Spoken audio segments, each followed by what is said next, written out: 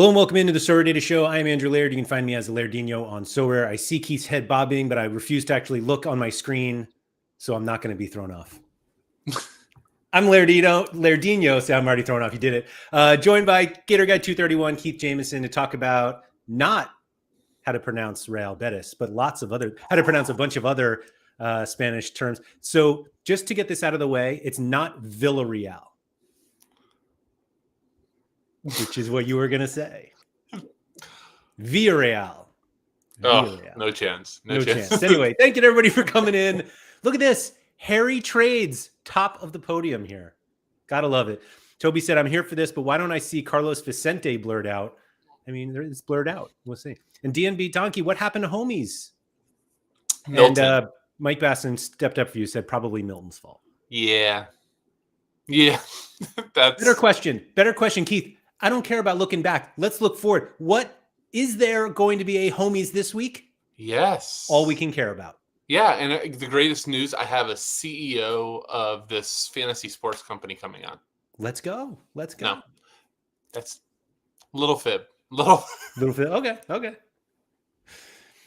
We'll see. Someday, maybe we get him into the homies lounge. Yeah. As soon as I learn how to speak French. Anyway, Daniel Cooper says, I'm a simple man. I see Keith. I click the video, which we all love to see. Malky, all aboard the Villarreal train.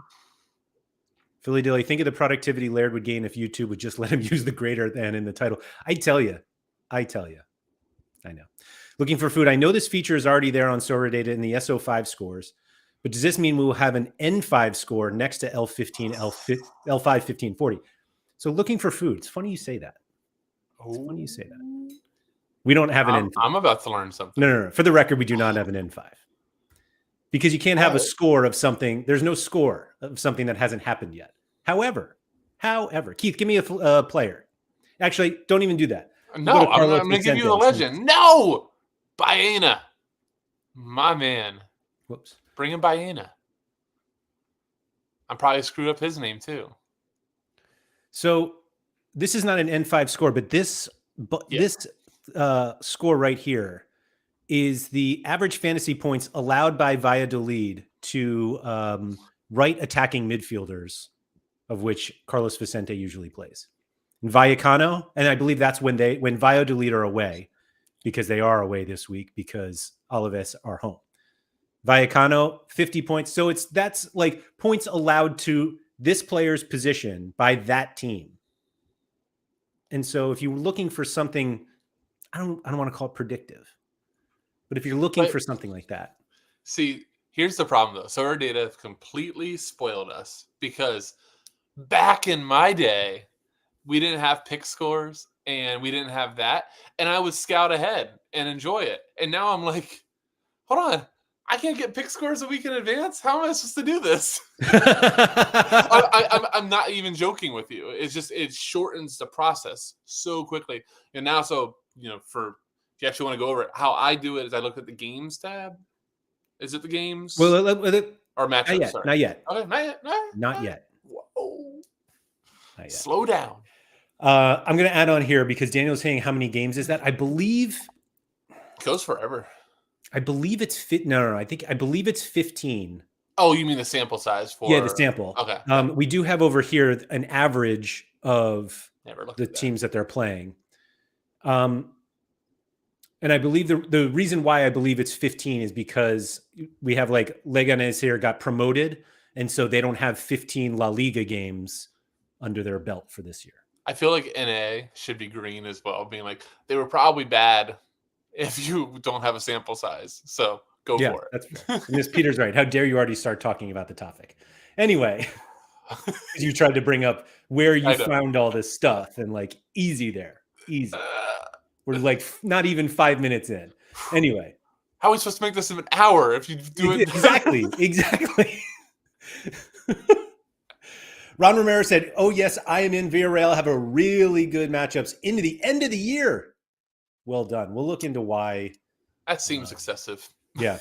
So looking for food is looking for a fixture rating like what FPL have. You know what's funny about the fixture rating is that they have fixtures marked as good, even though the team's playing away. Imagine that. What are we doing? Anyway, Brendan says, hi, everyone. Hope everyone is well. I'm well. Keith, are you well? I'm good, man. Spry even. Anyway, had my best rewards this week. Came second in limited classic international nights comp and won Mike Mignon. Oh, Keith's done that before. And came first in Division 1 rivals and won Valverde. Wow. So quick Valverde little shout out. I was pop quizzing you and Harry Trades, but I think he's number like 3 in Sofa score ranking this year. In La Liga. Did Harry get it? Yeah, in La Liga. Yes. But that was like the little surprise name up there. The worst big league in the world. He is the 3rd best player. So yes. And do you remember the other guy in the top 5 that I love? That you loved? It was Alex Baena, right? Yes. Baena. Is that how I say it right? Because I'm gonna say Baena, and you're not going to fix me. Baena? I could see that. I'll be honest, I don't know what it is. Anyway. Let's not even worry about trying to get it fixed. I'm just gonna go for one thing so I don't get a By the way, kudos to you on that little chop up. I watched it like 30 times. My wife howled at it. She's like, what the hell were you doing? I'm like, I don't even know. Know. It was in my head. So I don't really like to make fun of people. And I felt like that was like kind of making fun of you, but also there was no way I wasn't doing it. Nope. That was absolutely hilarious. Because we were having fun with it in the stream though, too. Like, yes. It'd be one thing if everybody was snarking behind my back, like this guy can't say Betis. Betis. Yeah, still can't. Anyway, Stefan, what's up? Malky, thanks for coming in. Mike Basson's asking people to hit the like button with a fairly inappropriate comment after that, so I'm not going to put it on the stream, but you can go find it in the live chat. Cameron said, how do I look at my least used players? I have a Sorare membership to Sorare Data. Quick thing on your Sorare Data membership. It's SD, not SRD. Before I walk you through it, let me figure it out myself. I know how to see it on your players, but I don't know how to sort it. Yeah, I actually don't know if this is sortable, but if you go to your gallery, so anyone's gallery, I went to mine because it's mine. And you go to SO5 stats and then SO5 utility. You can see how often you pick this player, how often you pick them when they play, when they start, the cards won, and all this good stuff. So and unfortunately, I thought this was sortable, and I can't click on. Oh, yeah, I can click on it. I saw the little hover. There you go. So there you go. So unfortunately, look at all these cards I own that I've never used. But anyway, that's how you do it. Yeah, this is what you want. All the cards you don't use. Now, granted, collections kind of make that a little tough. So anyway, InSinZen69, Sorare is lame, but thank you for coming into a stream about Sorare. Appreciate that. Ryan Walter, ignoring work to join my favorite homies. Let's go. Still mourning for Tuggy. Bet on soccer with a sports book like a real man. Why would a real man not own JPEGs used to buy with cryptocurrency? What are we doing here? Like a real man. I mean, anyway, stick around for 50 minutes and you'll see the fun that we have with our JPEGs. Okay. Palm was excited you're back, as we all are. Scosmo said, oh, here we go. Scosmo loves a good math lesson here. N5 is greater than L5, but LX is needed for N5 so that L equals N or something like that. It's over my head. The title is not a shot at Nanzo at all. It's just me. No, I'll get to that in a second. I'll get to that. Simo, what's up? Like I said, so Nicola is on homies this side of never. Never. Philly Dilly said, if people get mad about lineup predictions, an N5 Sorare data column would be instant World War III. That's a great one. Bruzel, what's up? Should really have Nanzo on, actually, in the interest of fair. This actually has nothing to do with the conversation with yesterday, but I appreciate that I'll get into that. Cover topic. Okay, hold on. When N365? That's a good one. It's too long. Never. Cameron said, in the Premier League, they track how long the ball is in play. We should track how long we stay on topic. Not much is the answer. I feel like our streams a lot of times are pretty on topic. Like, that last one was pretty much all Betis all the time. For real. What is the story behind the SRD hate? I'm assuming this means the use of SRD. And the founder of Sorare Data, who named the company, calls it SD, and actually told everyone not to call it SRD. But the reason why it actually bugs me that people use SRD, because I believe it's the same people who use a capital S and a capital R in the word Sorare, and Sorare does not capitalize their R. And so why should SRD even exist if there's no capital R anywhere? Anyway. Preach. Yeah. Oh, I like this. Last 5. Is that into next 5? I don't know. Oh, I like this idea. Can someone dress up as Pavel for the Halloween episode of Homies? All right. I'm going to say it. There's been some podcasts and YouTube shows where the people on it didn't have the video on. That would be Powell. Yeah. And also, anybody that's ever interviewed somebody that's doing that, massive props to the interviewer. I couldn't do it.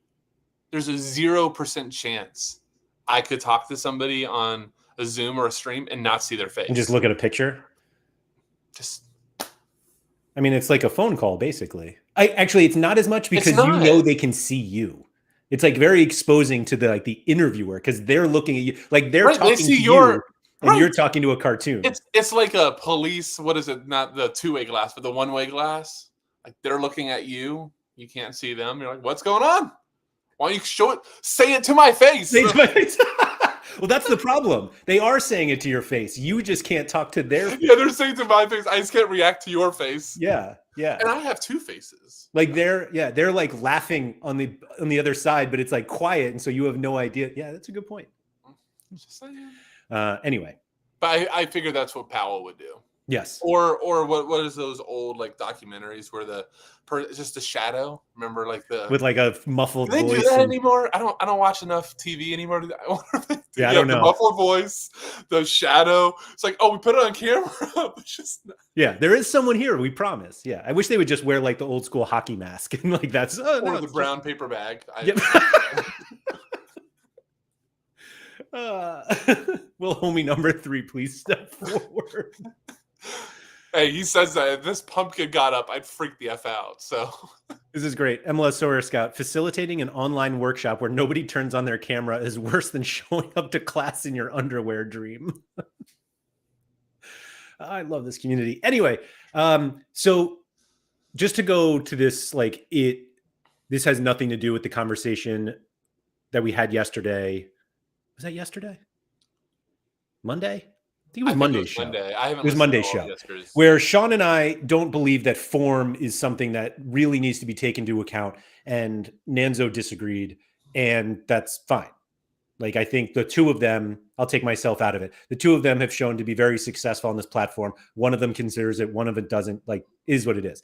The only reason why I titled the show as I did is because I used next 5 to Harry in a conversation. I was like, oh, N5, that's a thing. And then this is the conversation that Keith and I are going to have when we get on topic about a player's next, was next whatever number of games. I happen to use 5 in my example for Harry, and L5 is already a thing. N5 is now, I'm going to make it a thing. And so just using the 2, again, has nothing to do with Nanzo. And even though I think form is stupid. I will say, I'm going to kind of defend Nanzo in a weird way. Not fully, but you're not. I don't think you're defending Nanzo. I think you're defending form's the use of thing. Form. But here's the funniest thing. I still remember Sean before Pick Scores saying that he sorted his whole gallery by L15 on Lineup Builder, so he could get the best players up top. I believe he still does that. So that's form. That's longer form than 5, but that is form. Yes.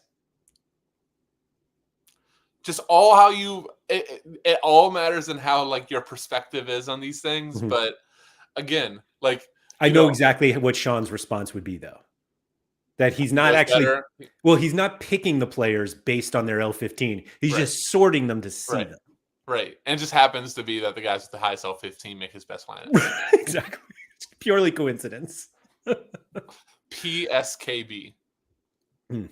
So, Keith, I believe the page that you were going to refer to when looking for matchups was Yeah. actually the matchups page? Or do Okay, you I use can't the remember if it was games one? games or matchups. No, it's matchups. I just couldn't Oh, remember okay. which tab it was. So here you go. Yeah. No, A I page just that everybody who used to watch the game week previews is well familiar with. yeah, I mean, just if you do look ahead, I'm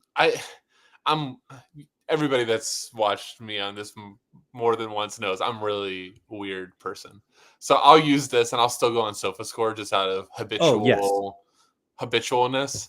Um, but this is actually really good and like so. Obviously, my focus right now has been mostly La Liga, and I just went through. Go ahead. I'm sorry. Yeah, I'll go to La Liga here, but what Uh-huh. is it that's not here that you go to on SofaScore? Um, if I see a team this game week, that was a good. So like obviously it's coming out via Real. Yeah. So I'm like, okay. So also I want to make a point on this. Does anybody notice the commonality on the almost everybody on that screen except for Real Madrid?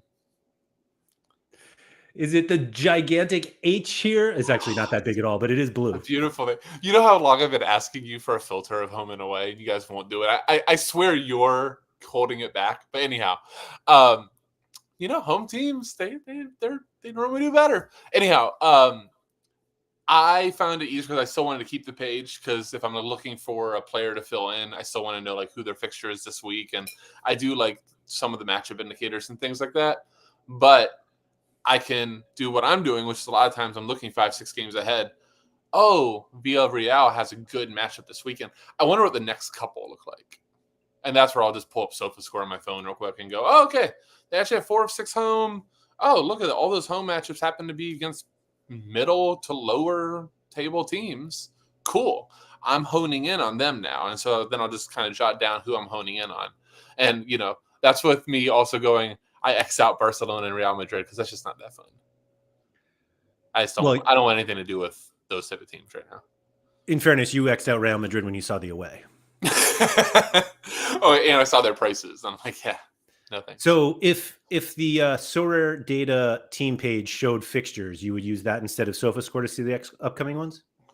It's an extra click though. I want that screen still up, and I don't have 2 monitors. I just have a small laptop. So You it's would just want it like as a hover here? That's my way of saying that we're going to add fixtures. We're not going to put a hover. The Don't even think hover about would it. be awesome.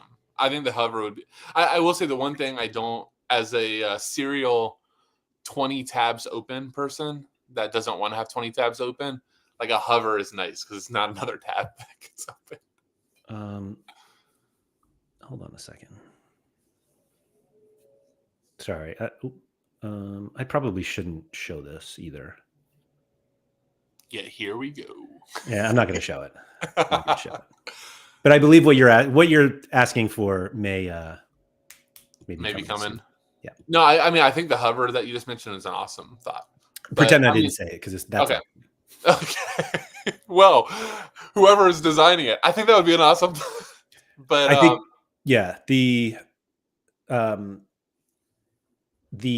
that's why like fixed. I think our team pages are going to get much better. I'll put it that way. Cool. No, I mean again, it's just however you. And so here's the thing: you can make the best team fixture ever, and it still might not fix my bad habit of this is how I do. Sure.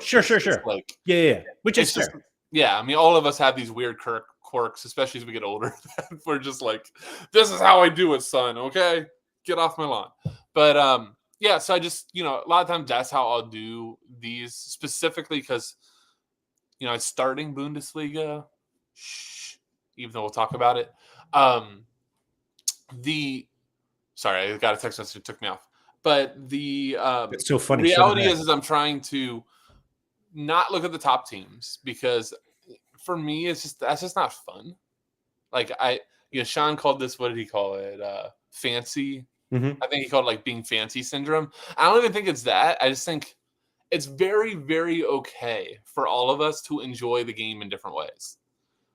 Me sitting in a lineup of a full Barcelona stack, even if I win, will be awesome and I'll be ecstatic and I'll kind of in the back of my mind feel like, I kind of got the easy way out here. Versus, if I do a Villarreal like mini stack, and maybe I do have a Barcelona piece in there or a Real Madrid piece. That's okay. At least like I feel like I'm kind of in my weird brain, it's earning it. Mhm. Like I worked at this. I didn't just throw my wallet at the site to get a win. I don't like the thought of just paying for a win, so to speak. So I think this is a great page. You look at this week, and I've been breaking up. I kind of love the fact that we've had the international fixtures because for Real Betis, I looked at from the start of when I decided to do that was during an international break to the next international break. I'm like, that's a great set of fixtures. Oh, look, right afterwards it goes down. Like it's not as good of a fixture coming up, if I can recall. Whereas, okay, let me get off of those. I happened to get, dude, I made a good profit just off those players. Like one of the things I'm really trying to test out this next time is obviously we're all concerned that in season, I talked about last time a lot, prices should trend down because, you mentioned it with Harry briefly, but some players have these insane in-season to classic premiums. Like a lot of players I'll see have like a 2x, maybe 2.5. I can't remember who I ran at. There was one guy who was like a 5 to 6x premium. I'm like, why? Like, this makes no sense. Well, there like are I'll some give that you, just it doesn't make sense. well, I'll give you one. Like for my Bundesliga, I bought Max Arnold, who is in horrible form. Nanto wouldn't play him, but he was like $40 in season, and they have a really good set of fixtures coming up.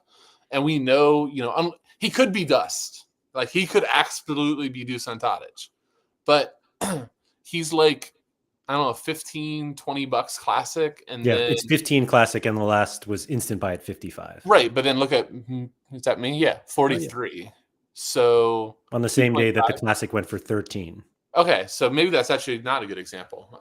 I think he was trending a little bit higher on the classics, but I mean, but from like this one, 20 all the way to 65. But you'll find some 4, 5, 6x guys, and that's not going to be super efficient for just pure ROI. Yeah. So I don't know. I think it's a good exercise to kind of find these other teams that maybe have good matchups. Again, we talked about La Liga. One of the things I love the most about it is the scores all are so much lower. Like one thing I told you when I was researching Bundesliga is I'm like, I don't know if I'm doing it, but I don't know if my plan is going to work in Bundesliga. I think the scores are too high. I think you just need really good players. Yeah. So this is the Wolfsburg page on yeah, but I like the app. Oh, okay. But it's fine. I think the SofaScore desktop is absolute trash. Personally, it's just a lot. It's a lot. It's too much. There's too many columns and stuff going on. Like, so how are you determining that like Wolfsburg have a good run just because they're home for more than they're away? Yeah, and it's just all mid to low table teams. Yeah. Like you're not seeing Bayern Munich pop up. You're not seeing Leverkusen. Yeah. You're not seeing the top Dortmund. Like if you go through 5 to 6 games, yeah, it's a cup game. If you go to 5 to 6 games and you don't see like many Champions League type of teams, that's a pretty good run. Yeah, just because it like at some point they have to play them, and you're going to want the guy you want the players from that team when they don't play them. Yeah, like it's actually very simple. Yeah, and the other test I'm trying to do too is, trying to say I'm gonna try to see if I can say this the right way or if I confuse everybody. So strap in. But so much of prices goes actually back to the form. Oh yeah, guys get on a heater, but we saw that with Betis. I had the goalkeeper and defenders, and they racked up a number of clean sheets. And like, who was the one dude? What was his name? Nathan? Yeah. Not Nathan. Nathan. Just probably. I bought him for like $20, and I sold him for $80. That's crazy. Which makes like no sense in this form of Sorare world. Like we shouldn't really be seeing that much of a guy that was already a starter, but all of a sudden he rips 55 to what was it? Like a lot of like 60s. Like I guess he's a center back. I sold him before Liga. By the way, I sold him before the first yellow. Yeah, it was these 5 right here. Yeah. And all of a sudden, look at his price chart during that time too. do like, yeah, I mean, I feel like do 3 months might be even a little bit better because he wasn't a starter before the season. So there you go. Swoop. And then I'm like probably right up there. But the reality is okay, you say this a ton. We don't get the past scores, yet we pay for the past scores. Always you're paying for the did I do that right? 30 and 80 and 88. 30 to 8, almost Still pretty 90, good. yeah. Still pretty good. So, and a lot of times there's a ton of noise that led up to either a player having a bad run or a player having a really good run. Really good run, let's just take guy I don't have. Let's take Lo Celso. Absolute murdered 5 straight games to become a starter. But it happened to be some of the best matchups he's going to see all season. Am I saying he's crap? No. But I'm saying if you bought him at the end of that run, paid peak price, expecting him to keep being a 90 L5 player, you might have another thing coming. Mm-hmm. So the best thing to do is to realize, hey, his best fixtures were behind him. We are in a decreasing market economy on the end season because I only get so much longer of these cards with this premium, right? We talked about the premium just before with the little Arnold example and things like that. We are paying a spread and a premium between end season and classic season. So how are we going to maximize ourselves of that premium we're paying? So, for me, it's like, okay, if I can find a guy that has a really favorable next 5, I know from like an L40 perspective or just knowing the player, right? Max Arnold's been a great player in the Bundesliga for a really long time. He's older. He could absolutely be dust. I'm not discounting that. But we know from a long range portion of like a guy like that, he's been really good. And now they have favorable fixtures. They had not had favorable fixtures before this. Can he all of a sudden make it up? And can I even, after using him 4 or 5 games, if I can get out even, if I can sell him, I paid, I think, $44? If I can get him out for $37 to $44, somewhere in that range, like, that's a win. Yeah. That's a win. And that's when I want to get rid of him. I want to get rid of him before Murderer's Row comes up, which in the Bundesliga eventually will. There's a lot of good teams. Yeah, the irony of the fact that we pay, like, we all know that when players go on, what's the phrase people love? They get into a purple patch, but prices go up, and everyone's like, "Oh, he's in form, he's good.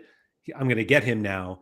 And the kind of the irony of it is, you actually have less utility at that. Like, every game you don't buy them, you have less utility. Correct. And the issue with buying after the good run of form is you're expecting the really good runs of form, his Lo Celso hitting 103 of 5 games. Like, we know that's not sustainable. And everyone's like, yeah, but if it's just like, even if he drops to like 80 and you're like, 80's unsustainable. Right. Like, nobody, like, I'm more worried when the decisives dry up.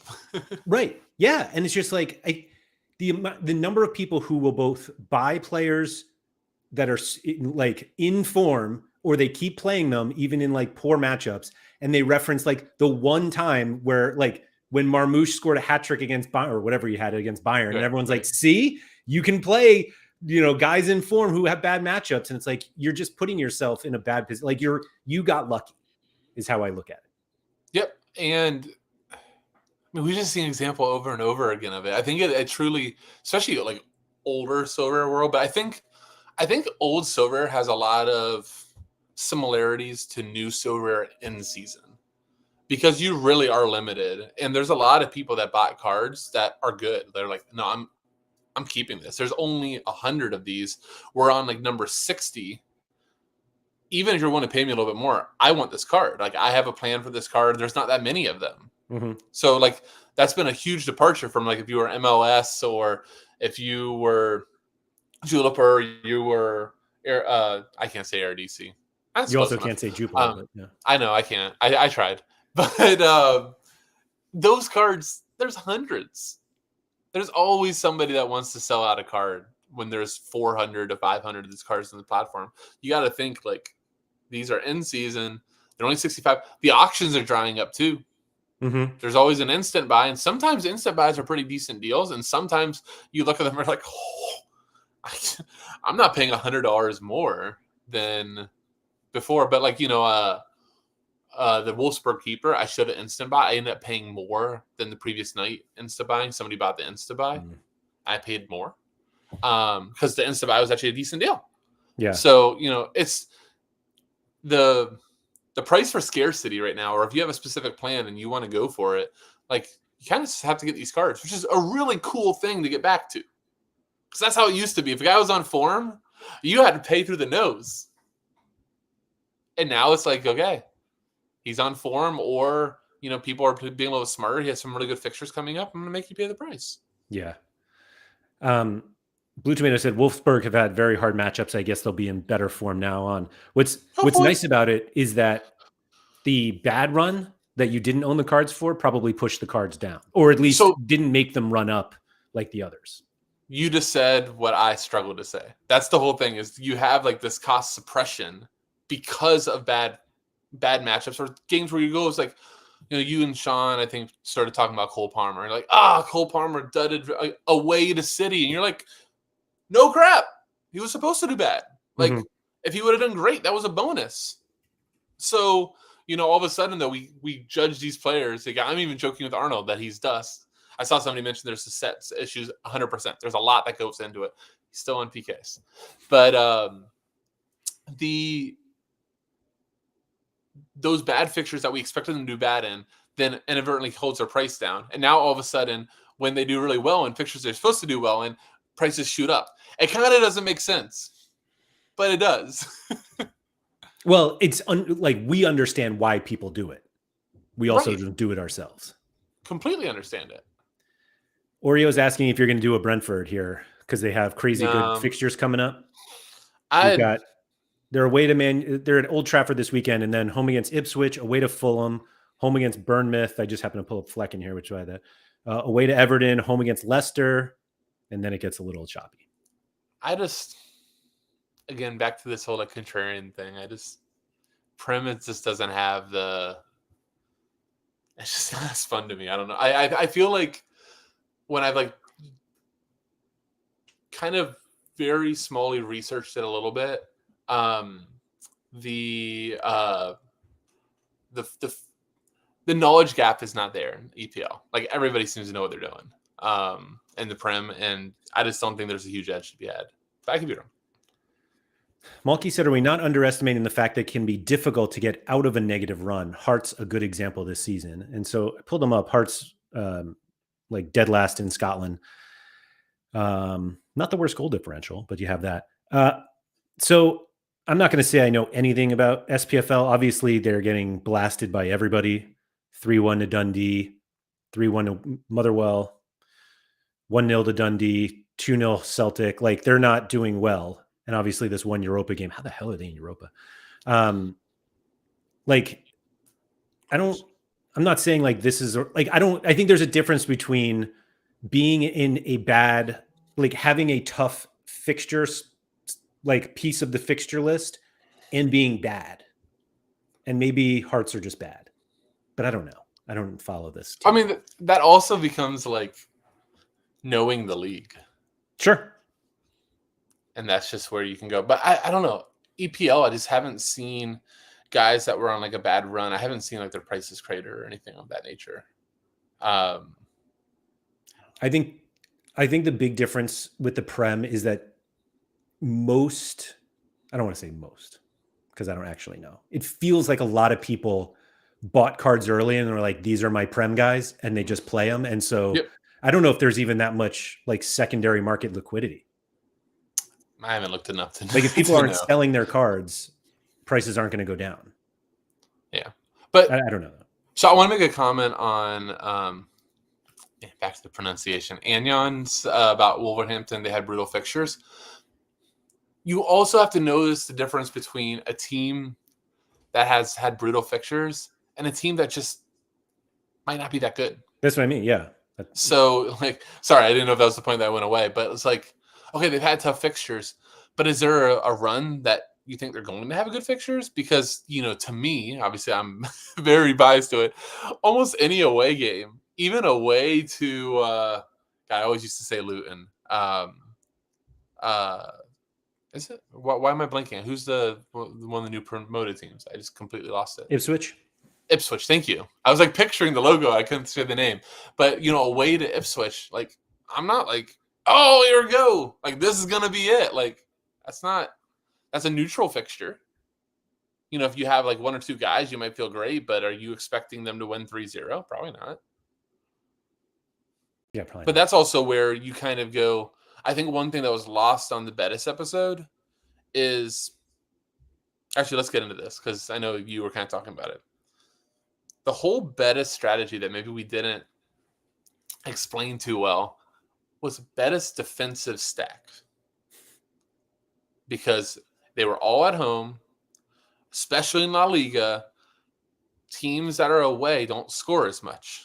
There's just not that much scoring to begin with. So to get like 0-0, 1-0, even 1-1, like that's a very common score in La Liga when Real Madrid or Barcelona aren't involved. And of course, there's other teams that pop up with more goals. I'm not saying that, but again, when you looked at, I think was it 4 of 6 games at home versus the bottom end, I was like, hey, there's probably 2 or 3 clean sheets in here. So let me put the goalkeeper and 2 center backs together. And now I have the correlation that if that clean sheet happens, I'm most likely going to get 55 plus out of my center backs, maybe higher. And there was a strong base. And now I can go, okay, midfielder. It's been brought up over and over again. I didn't Lo Celso. Yep, happens. I also didn't FOMO into him, overpay, and now all of a sudden go, oh, crap, he's not going to be this good forever. But, I go, okay. One week I thought Danny Rodriguez had a really good fixture at home, and he was like $7 or $8, like $10. I had a Griezmann classic card that Atletico had a pretty decent matchup too. I could use that a couple times. And last week I bought a Januzaj, who I don't know if you saw. That guy fired in like 16 crosses. They were up a man for 80 minutes, still undecisive. I was like, oh, I almost looked really smart. But like the point is take this baseline defensive stack because that's what had the good fixtures. I didn't know enough about them or think that they were going to win 3-0, 4-0, where I wanted this whole entire stack. I just wanted this backline, and I wanted to mix and match guys. I picked up Baena for a while, sold him, brought him back in. Trying to think of who else I brought in. Iosi Perez, just for him to be injured. Like little things, but I was having fun going, here's 3 guys already locked in. I need a mid and a forward. One of them can be classic card too, which is that's another huge thing. That if you're trying to do any sort of strategy in end season, you have to like plan out that classic spot because this is where you can, if you look at it, you can get a guy in a great spot and 3 to 4x less what his in season price is for, and then just get out of it. I do find that the upper tier guys gap is not as big. I think just because the raw number is so much bigger that like it's tough to like. I don't think a $200 Yamal Classic is going to go for 1,000 in season. No, but I mean, I truly think that too. When we're like selling off these cards, if you're kind of doing a matchup type of strategy or just like a short-term strategy, build into 10 to 15% depreciation. And if you get anything within that 10 to 15%, that's fantastic. Like that should happen. Yeah, like, it's okay. I think it's just because people don't build in the value of a lineup, of the or the value of win. a box, and that's a big thing you just said there. Like the value of the lineup, the value of the shot. Like I'm not talking about the value of the lineup in terms of like what you paid for the lineup. It's what the lineup could win. Yeah, what could win. I think the one big mistake I made that whole thing is I had a few shots of like podiums. If I would have spent probably just looked a little bit higher end on some of the spots. Like I almost got too into the fancy play syndrome of like, I'm going to get Januzaj here. I'm going to get Danny Rodriguez. And, I could have bought like Baena earlier or somebody else earlier that was like, I could buy a Valverde, could do something like that. But again, you also have to do that math of, all right, I'm in D4 or if I'm limited, I'm in D5. What's the maximum I can earn here? Okay, if it's like $100 and I go, I'm probably not going to win first. Like, let's see like what 10th is. You probably don't want to eclipse that. And then all of a sudden put yourself at more risk. So. So Nanzo said all the Nanzo. arguments you're making against L5 can be applied to N5 in the concept of a good future matchup. You're using past data to determine it. So I actually think I'm not making an argument against L5. I'm saying that I think an L5 is a good representation of what happened. Yep. And also a good representation or a likely representation of the quality of opponent. And the N5 is essentially the same thing, is trying to quantify. I don't even think you're quantifying it, but it's essentially, obviously you're using past data to figure out if the next 5 opponents are good or bad. Because you look at the data, are they good or bad? Do they give up a lot of goals? Are they dead last? Like, yes. Like, I think it's actually much less complicated than I feel like people think it is. Like, can we get an N5 rating? We don't want a rating. Like, you can see if a team has a good matchup or not. If the team that you have this player from is higher in the table and scores more goals and all of this, like you're way overthinking it, which is part of the reason why I just look at sportsbook odds. They do all that work for you. Yeah, so like I want to use Lo Celso for this.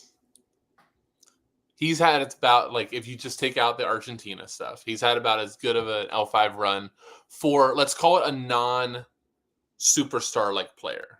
You think that's fair to say? Sure. Like, and you could argue he's like mid-average because, this guy's been at a number of places and couldn't break it. He's just, he fits in very, very well in this system, things like that. So that's about as good as you're going to get from him. So his L5 for that is what? It was 80 something. Okay, insane. Okay. So, like, maybe I'm looking at their upcoming fixtures, which, funny enough, aren't that bad. But like away to Osasuna, are you projecting in the 80s? I think it's a little aggressive, but he could do it. Yeah. Copenhagen, that's 100. 100. Atletico home? Well, he's home. That's a tough matchup. I'm probably not projecting him there. Away to Athletic, no, that's a tough fixture. Home to, like,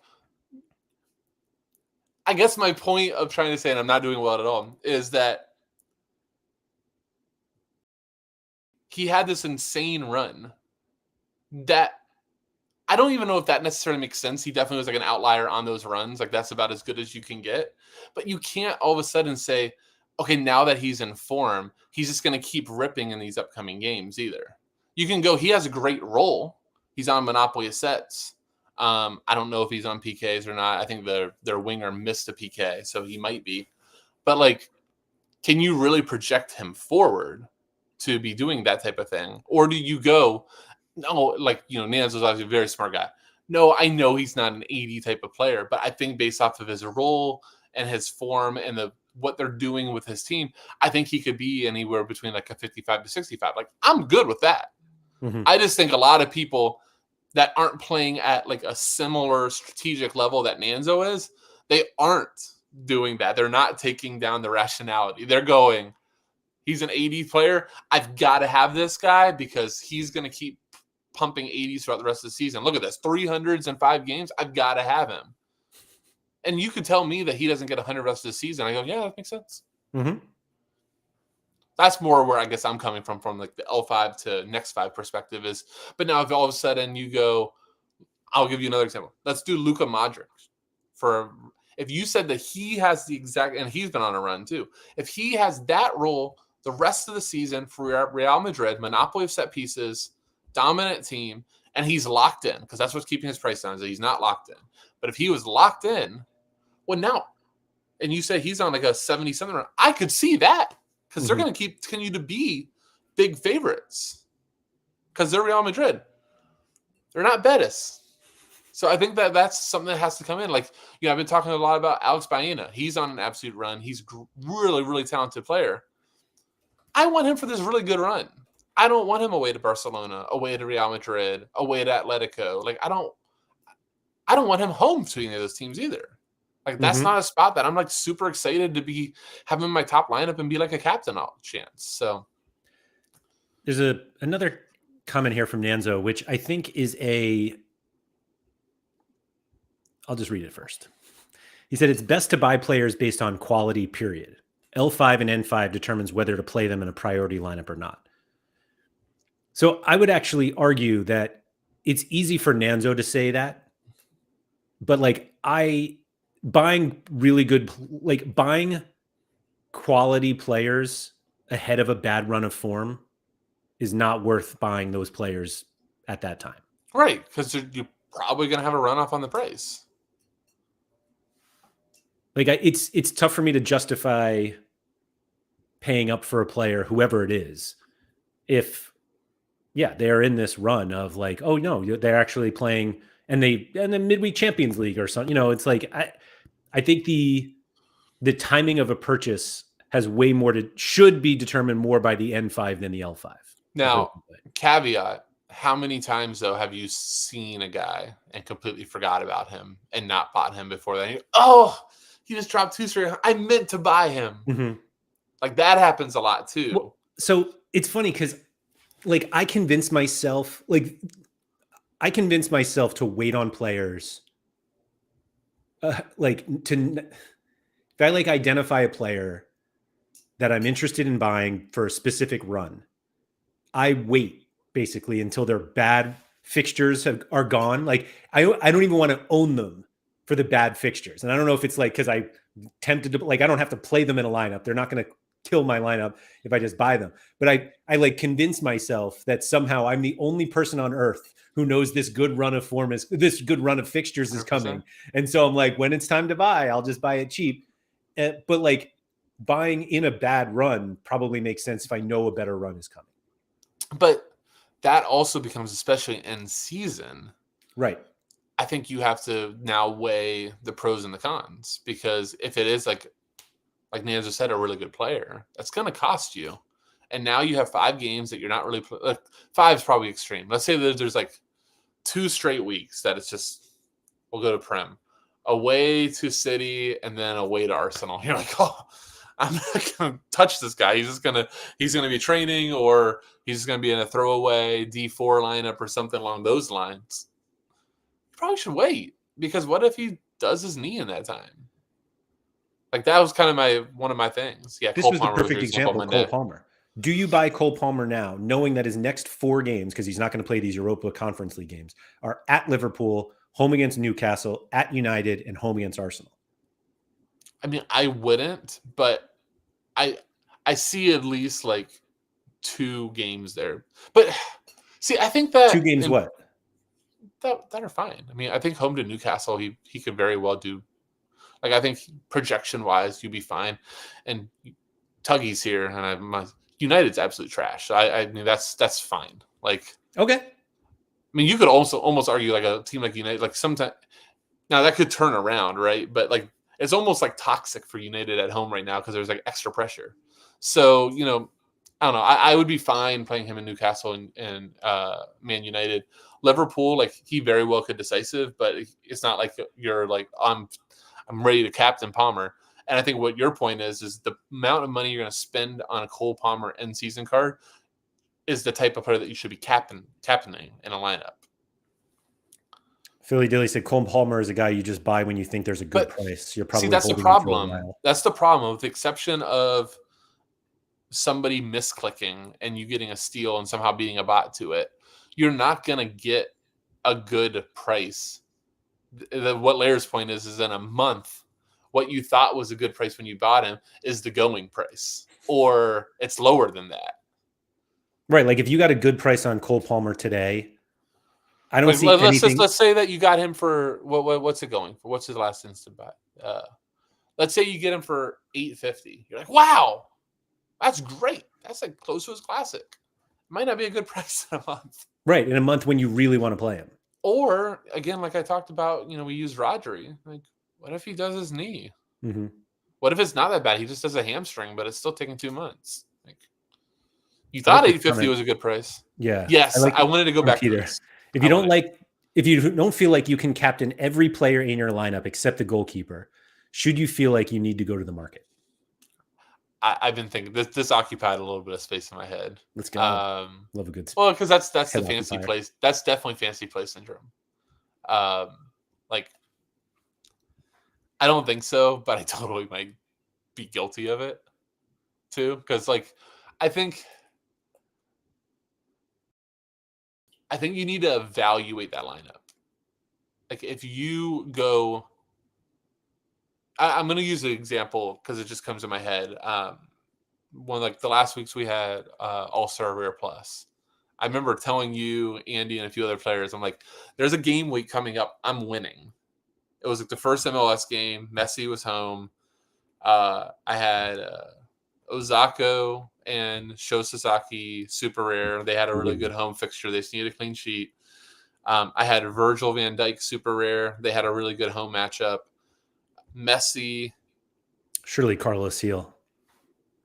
I'm funny enough. I'm blinking on the last piece. Anyhow, let's say that whoever that last piece wasn't very good, and I literally had it pegged. I'm like, this is tier 1 matchup for Messi. This is tier 1 for the Hiroshima guys. This is perfect for Virgil. I'm doing it. Like now I'm buying a player because I could captain any one of those guys without Ozako. Been fine. Obviously, Messi rules. You have to captain Messi, or you're not allowed to own him anymore.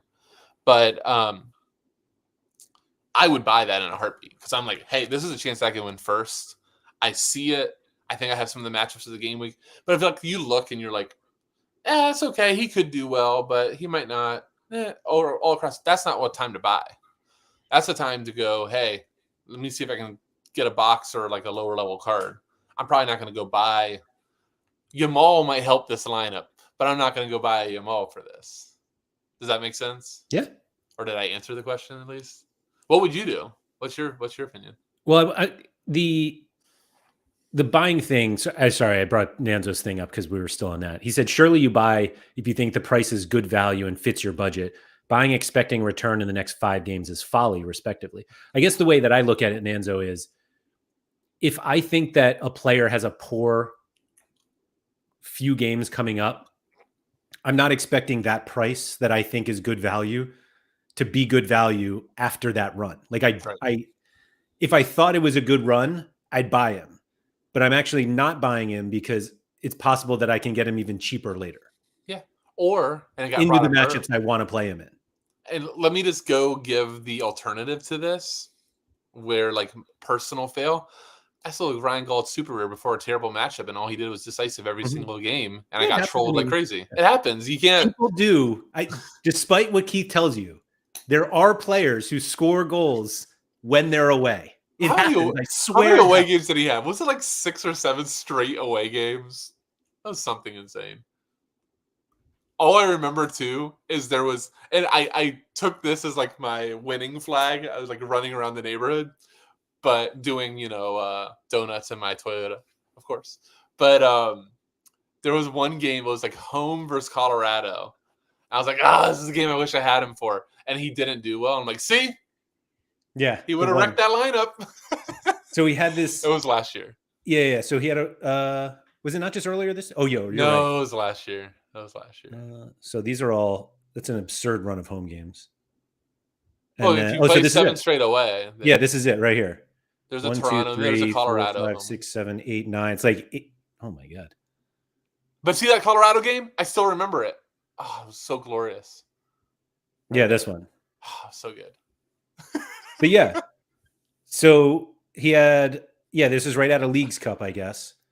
Right. So he's away to Portland. He scores 90, 75 away to Chicago, 69 away to New York, 100 away to Toronto. That's one where you were like, this one might be it because Toronto was really bad. And you were like, Canadian matchup, who knows?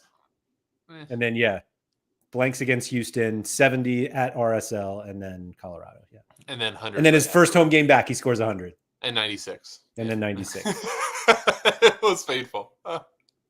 Especially having like a gallery prime for that type of player too. This is Mike said Keith's statement caused a price drop, which I gratefully took advantage of. So thanks, Keith. But yeah, back to Peter's question on you. So if you do have that 4 A+ or AAA, we'll go pick score. You have 4 AAA home matchups, you're buying, right? Because I'm buying and it's not even a thought. I've stopped doing it, to be honest. I think a lot of people do. Oh, that's not true, actually. So I've been building lineups further ahead recently, particularly just in season. Mm-hmm. Smart. And so I start building without the benefit of pick scores. Right. And so I'll build what I think is a good lineup. And if there's a missing piece, then yeah, I go to the market for sure. Okay. And then when the pick scores come out and it turns out I have like D, B, A, and I'm just like, these were supposed to be triple A's. Well, so by the way, if you really like those, there is IKB in there. Although, I feel like pick score is like, it's not a good matchup. Like, if it doesn't think it's a good matchup, but you did, it's probably like an A still. It's just not that triple A. Triple A gives us all a little extra sense of security that we got it nailed down. Mm-hmm. But I guess the bigger question becomes with Peter, I want to take a next level for you, is you have a good player in that spot. Like, use my all-star rare plus. And it's so funny. I can't remember the other guy, but use that as an example. And that last spot is okay. Like, it's a decent player. Did you end up winning? Yeah, I did. Oh, you did? I won a Vinny Jr., but I can't remember when that was. All right. Yeah. Are we going to try to pull it up? Because I cannot for the life of me. It probably is. No, because my two supers were. It was your first, the original Messi? Yeah. God, the original Messi. Whale. 452. All right. Is that what it was? Yeah. What was it? There it is. It was Carlos. It was. Look at that. What was that matchup? Game. What was that matchup? Oh, was it Leagues Cup? I don't notice that. Oh, yeah, that seems like a good matchup. I don't even know who that is. So was it midweek? Yeah, it was like a random midweek. That's crazy. Yeah. Virgil scored a header. 480 to win All-Star Rare Plus. This game was so easy back then. 2 decisive. Not 1 decisive and a clean sheet. And then that was the 53. That was the that started the Dusty conversation. Yeah. For sure. But, I see Phil, saying that's like random. It actually wasn't random. Literally, that was a game week planned for. Like, I bought an Ozako like a week or two ahead of time because of this exact matchup. And I told a few people, I'm like, I think this is where I'm going to win. I'm going to win it. But, again, so let's just say you don't have a Carl's Gill there. Let's say that you have, I don't know, give me a random midfielder in your gallery that you like that you like Ryan at Gauld. Times. What's that? Ryan Gauld. Oh no, Ryan! Don't besmirk the man. One that's not that good. First guy that came to my mind was Gorian. Let's just say that you have him, but in like the best possible matchup for Tigres. That's maybe a good one. I had that like 2 weeks ago. Right, but in that situation, your first Messi game, you got like a Virgil, like that type of lineup. What are you doing? So best possible matchup, great matchup. Yeah, I'm at least going to look. Good player. Yeah, was a good player. Maxi Arnold right there was a good player. Yeah, might not ever be one again. Yeah. So you're looking. I'd look for sure. Would you buy an elite card? Probably not. No. The way that I don't even really buy like elite cards anymore. But I also don't play any of the single league comps or champ. So it's like single league's the best. I get it. Single league is the best because you just have so many less variables and less guys that can come get you. Like I feel like you can kind of know who's going to come get you. So that's exactly why I don't like it. Is because I don't. If you are in La Liga and Barcelona and Real Madrid, or just one of them are huge favorites, and it's like, all right, I don't feel like I have a chance this week. Whereas less so in Challenger, but it does exist, but in Contender, it's like, all right, there are plenty of guys that I can find that could score just as well this week. But you know what's fun about doing that is you just go, let's say that you had a D1 lineup and you just know it's like Barcelona and Real Madrid are both just 6 to 7 nothings are in play for both of them. Just like I did voluntarily playing for lower stakes. That is one of my favorite things for sure. Yeah. No, but so it all depends on your perspective, though. You can go, hey, I can get another team promoted so that I have more teams that can play for higher stakes too. This is like right out of the division's propaganda book. Anyways, where's my Sorare socks? Yeah. I'm gonna put them on. I want to ask one last thing, then we can go on this whole subject that Peter brought up. I used to be a big fan of this. I have gotten away from it, but I'm considering going back to it. Like,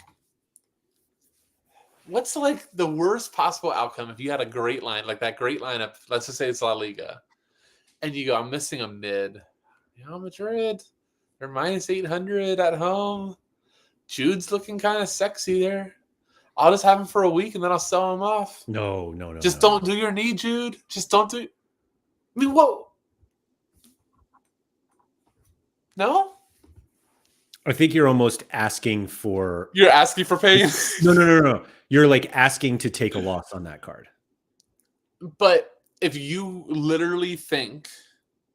Maybe this is just how my head works versus different. If you literally think I have a great shot to win this week, and I don't even know what La Liga D1 is. Is it like $2,000? Limited is like 1,200. So rare is probably probably $2,000. Yeah, $2,000, something like that. And you go, all right, if I spend $600, because this is how I've always thought of it. I know nobody likes the thought. All right, let's say I spend, what's Jude Classic? 500, 600, 700. 700. But let's say I spend 700. I think I have a really good shot to win $2,000. As long as he doesn't do something horrible to his... It's not, but well, yes. I was going to say, it's like you're taking on injury risk for sure. But then, I mean, we've seen with Rodrigo, maybe his price drops to 200, 300. So would you spend, but more than likely, let's say he doesn't, you had a shot at first. Go ahead. I'm sorry. What if he wasn't in form? I don't care. I mean, it probably depends. To me, it probably depends on what caused that bad form. Like, I think you can look into it. Like, if he had just, his bad 3 games were away to Barcelona, then he had Manchester City midweek, and then he had home game versus Sevilla, and you think he should have absolutely ripped, and he didn't. Is he in bad form? I don't know. I feel like a team like Real Madrid doesn't have that situation. And you're more likely to get him like rested than anything else. Yeah, but I mean, I do think too, we didn't really. What if he wasn't at home? I'm not buying him. Obviously. Yeah, you don't buy Jude. I'm not buying. It's like that's a home cupcake specialty type of thing. But one thing we didn't say too with like the whole form and the answer thing is, I do think the AA actually says a lot about form and stuff like that too, because if you're just getting unlucky in front of the net, or just, you hit the woodwork twice. If your AA has always been 0, then, you're not really somebody I necessarily would want, or maybe you never actually inform. Maybe you do always have a little bit of luck. Jamie Vardy scored 14 straight goals one season or whatever that was. But, just on that Jude graph, I saw AA, I saw 22, 21, 25, 26. It's like, yeah, he's not getting the decisives, but he's still doing a lot of other stuff too. Yeah, but you need the decisives if you're going to pay that much money. Right, but now all of a sudden he's home versus Las Palmas. Yeah. And I'm like, there's a really good chance. Hold on, the other one that was on there, he's due. So one wild thing that I just saw before I pulled this up. So these are Jude's starts for Real Madrid. He has a 70.2 average. Guess what his average is home and away? Oh, come on, be my guy. Away 62, home like 75, 76, or is it just like dead even? It is literally 70.1 at home and 70.2 away. Man. So just for the new people here, can we just can we just go Hector Herrera and show the the reason for my affiliate, my home away bias. That's kind of crazy though for Jude. Like I It didn't know is. that. It That's is crazy. It is. But yeah, let's see if it will work well. Yeah, just do Dynamo. There we go. All right, home. Go. You have home and away on. Which one do you want to see first? Let's do away first. 60.5. My man knows how to take a home game. Like the home cooking. There it is. 71 for those that are listening. So nice little 11-point difference. Oh, that's right. It's a good observation from Mike, though. Who needs AA when you 5 decisives and you have 100? Messi last night. What do you think about this?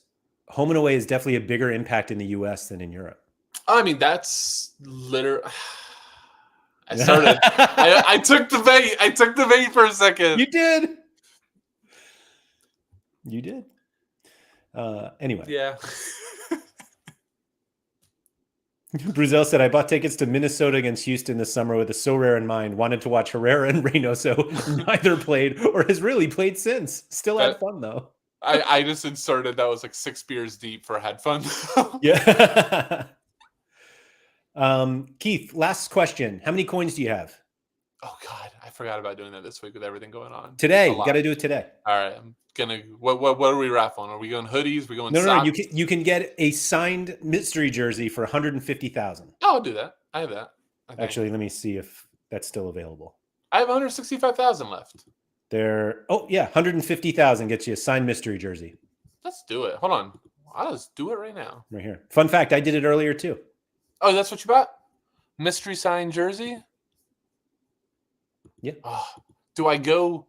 Yeah, I was gonna say I'm on quite a cleanse, as Laird knows. I'm like, should I buy the size down for extra motivation? No, I'm not doing it. Well, I was saying like I'm not wearing it anymore. Could you exactly? Yeah. So I made a joke earlier. Could you imagine if they like pulled the raffle and you won like Barcelona or Real Madrid signed jersey by the whole team, and they were like, "Oh, we only have that in small, but we have this Houston Dynamo one in large, and you wanted a large, so you can take the Houston one instead." That would be right. I did just buy it though. Thank you guys. I appreciate that. There you go. Anyway, thank you to everybody for coming. If you could please like, subscribe, all that good stuff. Shout out to Quinny. Keith has to go because he's going to record Sorare Homies for this week. Yeah. And yeah, it's back. Hurricane survival. Let's go. We're all very excited. Friday. So it's Wednesday today. Yeah. It'll be out Friday. Yeah, I think it comes out, if I remember on like Spotify and I think I do like 3 a.m. so that anybody in European time that's just waking up having coffee, they can do it. If Love not, it. Love it. Anyway. There. Yeah, there it is. Go check that out. Spotify. And use your coins. Apple. Use your coins. We just saved another YouTube. person. And yes, go use those coins because we're running out. And don't forget to get those steps in. Yes.